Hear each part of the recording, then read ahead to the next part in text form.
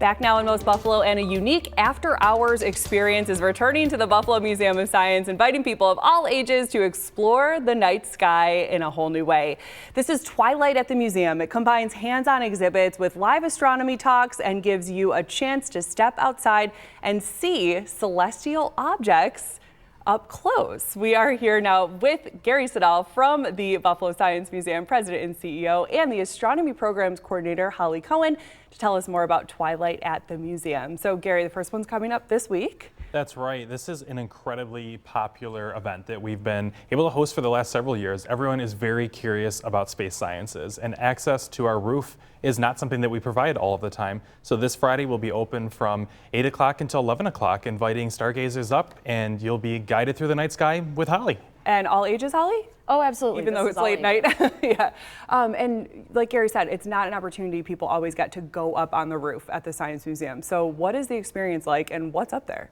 So being in Buffalo, we have to sort of schedule these events for when we know we're not going to get snowed on. So we're bringing this out in May as a little bit of a change instead of our summer hours, because there's a couple of other seasonal targets in the sky that we're going to want to look at.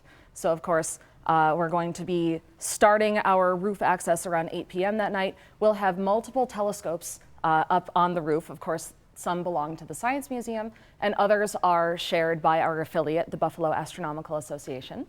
And for this particular event that's coming up, we're going to be able to see Venus slightly after a beautiful sunset, we're hoping.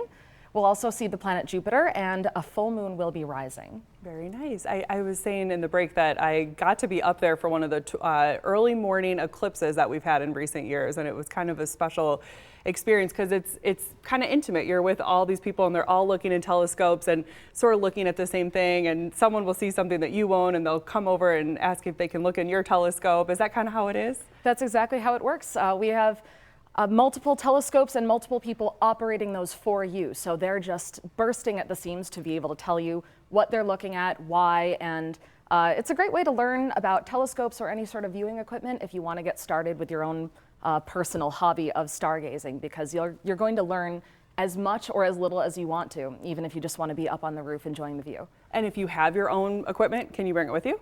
You're welcome to bring it with you. Up there, yeah. Very nice. And Gary, I know you said that there's just been such a resurgence of people interested in the sky between things like the total solar eclipse that we had a couple years ago and the Artemis mission. That's exactly right. Space sciences are always high in public interest. We think about as a young child, when you're asked, what do you want to be when you grow up? An astronaut comes up as a common answer. And so what we get to do at the Buffalo Museum of Science is to harness that enthusiasm and that interest in a really specific field of science, and then bring in our team to provide an even greater level of education.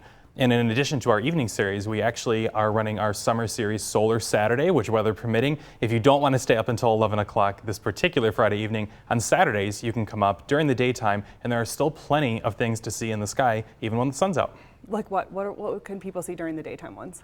So the museum is lucky to have a collection of telescopes that are capable of directly viewing the sun safely. Mm-hmm. So when you're looking through our scopes on the roof during the Solar Saturday event, most of the time we are looking at the sun, and things like sunspots, areas where there might be solar storms happening, it's all completely safe. But of course, we have a wonderful view of the city anyway, so we have some I Spy that we can play. We can take a look at some of the beautiful architecture our city is known for. It's a really nice time. All right, so the first Twilight at the museum is back this Friday, May 1st, and then there are a couple other ones throughout the season. So what are the dates if people can't come this week or they want to wait for it to get a little warmer?